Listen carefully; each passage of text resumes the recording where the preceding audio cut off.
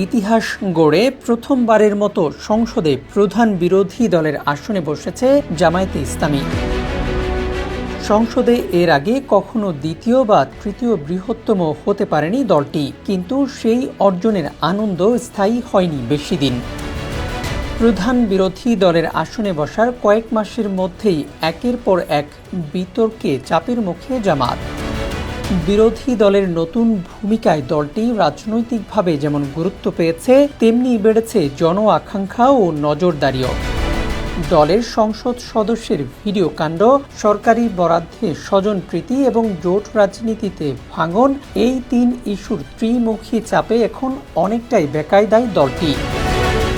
বিশ্লেষকরা বলছেন, বিরোধী দলের চাপ সামলাতে হিমশিম খাচ্ছে অপ্রস্তুত জামাত। পরিস্থিতি নিয়ন্ত্রণে কঠোর অবস্থানে দলটির কেন্দ্রীয় নেতৃত্ব। নৈতিকতার প্রশ্নে কাউকে ছাড় না দেওয়ার ঘোষণা দিয়েছেন জামাত আমির। নেতাদের উদ্দেশ্যে তার বার্তা সাদা কাপড়ে দাগ লাগলে তা বেশি স্পষ্ট হয়, তাই সবাইকে সর্বোচ্চ সতর্ক থাকতে হবে।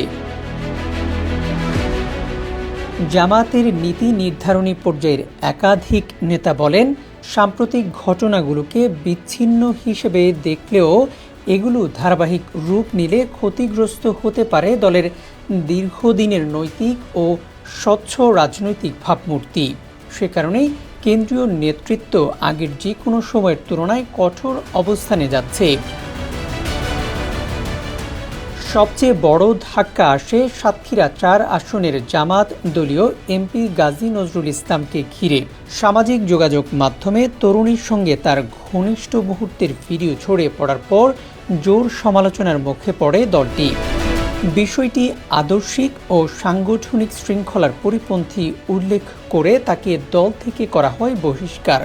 জামায়াতের রাজনীতিতে এটাই প্রথম দলের কোনো নেতার বড় ধরনের নারী কেলেঙ্কারির ঘটনা প্রকাশ্যে আসা, যা নিয়ে ক্ষুব্ধ প্রতিক্রিয়া দেখা গেছে মাঠ পর্যায়ের নেতাকর্মীদের মধ্যে।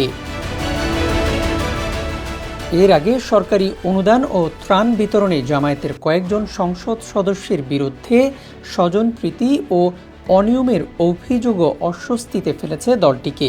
এরপরেই দলের সেক্রেটারি জেনারেল মিয়া গোলাম পরোয়ারের স্বাক্ষরে দলীয় সব এমপির কাছে পাঠানো হয় লিখিত নির্দেশনা। সেখানে সরকারি অনুদান, ত্রাণ বা আর্থিক সহায়তা প্রদানের ক্ষেত্রে পরিবারের সদস্য, আত্মীয় স্বজন, শ্বশুরবাড়ির লোকজন, ব্যক্তিগত সহকারী, ব্যক্তিগত সচিব কিংবা তাদের স্বজনদের জন্য কোনো ধরনের সুপারিশ বা বরাদ্দ না দেওয়ার নির্দেশ দেওয়া হয়।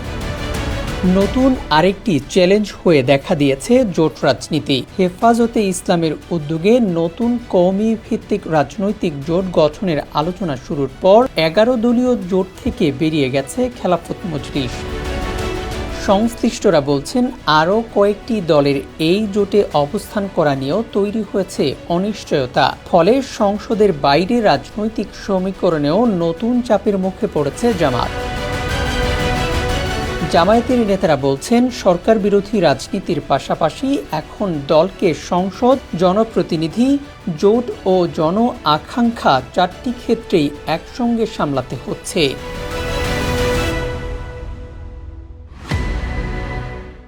দেশের নাম্বার 1 ট্রেডিং অ্যাপ নিফটি ফার্স্টে পাচ্ছেন ট্রেডিং এর সব সুবিধা, dual এক্সটেন্স access, company analysis, portfolio তৈরি করা সহ আরও অনেক ইউনিক ফিচারের সাথে ট্রেড করতে ডাউনলোড করুন এক্ষুনি।